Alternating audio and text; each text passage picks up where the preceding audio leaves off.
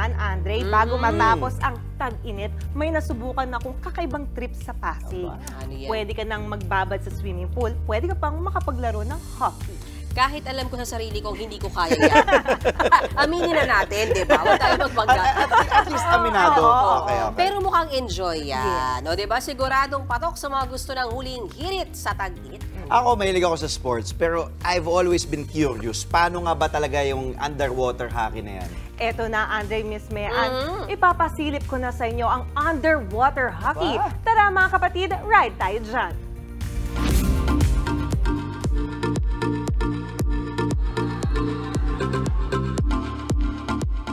Vacation season, talagang masarap magbabad sa swimming pool. But why not make it more fun and exciting? Halina't subukan ang underwater hockey.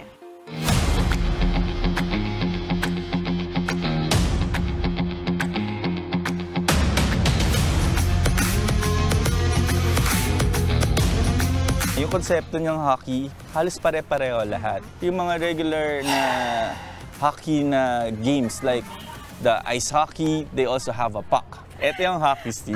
Ideal na measurement is not exceeding 1 foot or 12 inches. Ilang minutes ba to? Tsaka ilang players ang kailangan sa isang team? Okay. Ang regular 6x6 na game, consisted of 2 parts. 15 minutes yung first half, and then 3-minute na break, and then another 15 minutes to complete the entire underwater hockey game. Sa paglalaro ng underwater hockey, kinakailangan ng gear, gaya ng headgear na may snorkel at mouth guard, diving mask, protective glove at fins. Bago sumabak sa game, tinuruan muna ako ng ilang basic underwater hockey skills, gaya ng snorkeling at pagpigil ng hininga. Ready, set, go.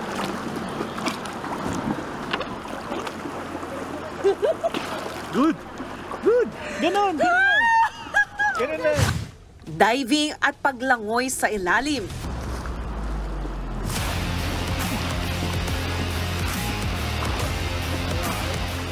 Nice! Pero di ko siya detach. Malayo pa ba ako? Hindi! Kadikit naman ako eh. At syempre, ang pagsapul sa puck o yung itim na disc na ginagamit sa larong hockey.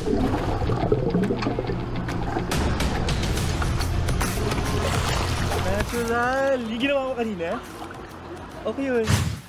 Ang aking makakalaro, ilan sa mga miyembro ng Philippine National Underwater Hockey Team.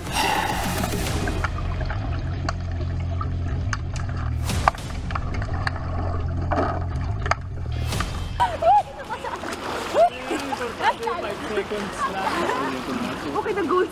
Good. Good. Isa pa. So wait, okay lang na magtamaan, no? Oo, okay lang. That's normal. Go! Go! Nice one. Nice one. Oh my God. Okay, good. Okay na. Mga kapatid, talagang kakaibang experience tong underwater hockey at medyo challenging nga lang. Pero all in all, it was fun. I love to swim and then I love to do the pre-dive also. So I found the underwater hockey na isang sports na I can swim and dive at the same time. Kahit gaano ka nakatagal naglalaro, matcha-challenge ka pa rin kasi lagi pa rin merong mga dapat matutunan at mga skills na dapat mong aralin. Sa mga gustong matuto, may swimming school na nag-o-offer ng underwater hockey class. Kung ang hanap nyo ay kakaibang sport na masusubukan, aba, swak na swak ang underwater hockey, lalo na't kasama ang buong barkada. Mga kapatid, samahan nyo ulit ako sa susunod nating adventure dito sa Ride Tayo Dyan! Mga kapatid, Jania Lipon po, laging maging updated sa latest sa entertainment and lifestyle para maging una sa balitaan. Bisitahin at mag-subscribe na sa social media pages ng News 5.